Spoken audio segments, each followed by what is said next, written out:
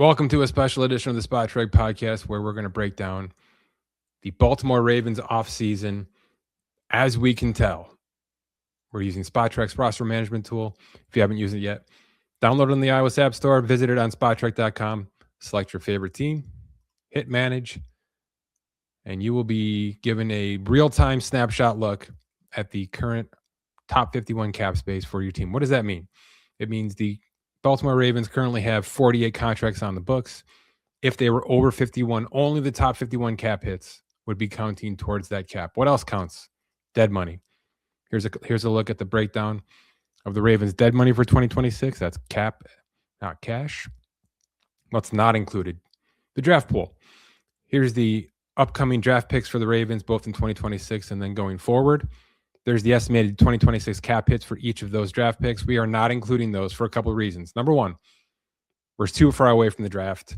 These signings won't happen until the summer, after which they start to hit the books. However, we're still in top 51 mode. So only these couple top draft picks are even going to hit the salary cap until week one when we go into a full cap mode.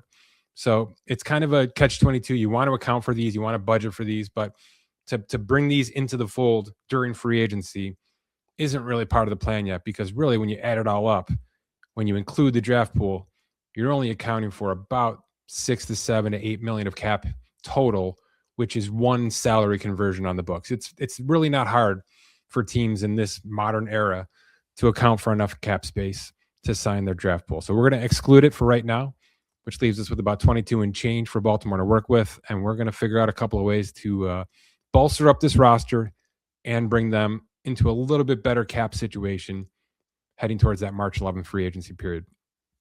Move number one. Let's start where it matters most. Lamar Jackson, he's got 2 for 104 left. He's got cap hits of $74.5 million each of the next 2 seasons. Obviously, something's going to give. They could just do a salary conversion and slow play this whole process. I think they're in a good enough space right now with both the new coaching staff and with Lamar to bump this out and make this a big-time extension, lower the cap hit, hand him some new guaranteed money, and just restart this process behind Lamar Jackson. We're gonna sign him at our market value, which is 4 for $250, which makes this about 6 for $355 in total. It's a big one. All right, we're gonna hand him a $60 million signing bonus, which is top 10 all time, which means he earns about $61.5 million this year with a minimum salary attached to that. But look what happens here. The current cap hit drops from 74.5 down to 27.8 by making this extension happen, which obviously makes this situation a lot nicer for the Baltimore Ravens. Let's move on. Roquan's got 2 for 40 left. He's an extension candidate. He's a fringe bubble candidate just because of the position he plays, but he's still near the top of his game, despite the fact that he's approaching 30 years old.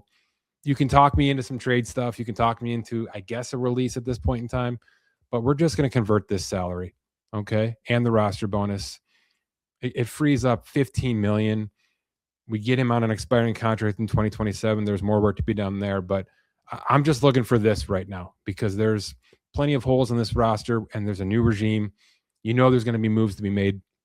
Let's open up a max amount of cap space before March 11th and get to where we can get to.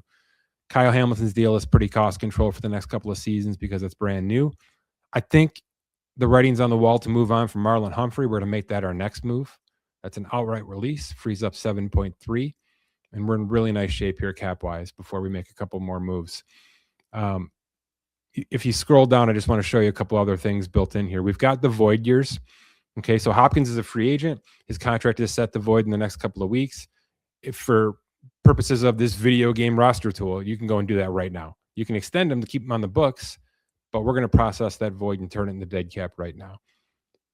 Other than that, let's start to add, because for the most part, most of these pieces I think are in good shape. There's a conversation to be had about Zay Flowers. I think they're going to exercise that option, though it's $28 million to do so.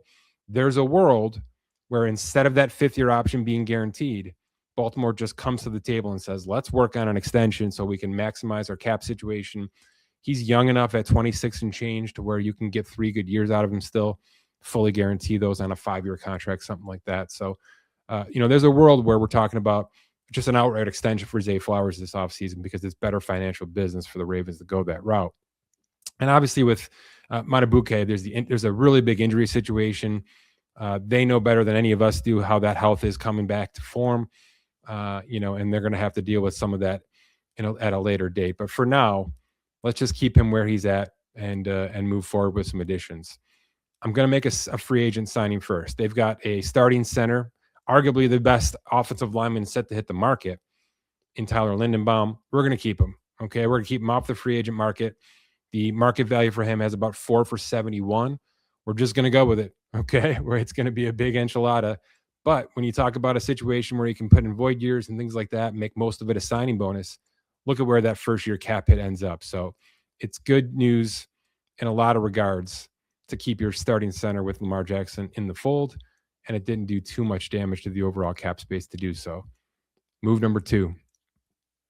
We got a new head coach in town. He's got some familiarity with a couple of guys that could help at least for 1 or 2 years.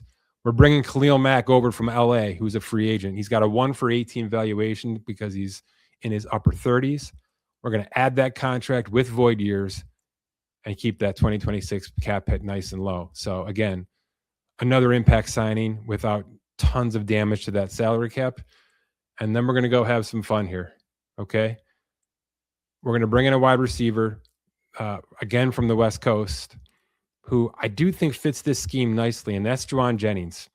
He's a 3 for 68-ish in our system. That might be too high for people. If that's the case, you can flex it here a little bit.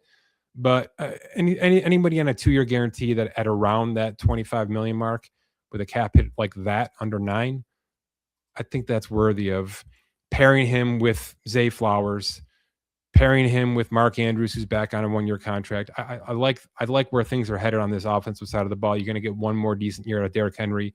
You're probably going to backfill at the running back position in the draft, maybe even with the secondary free agent.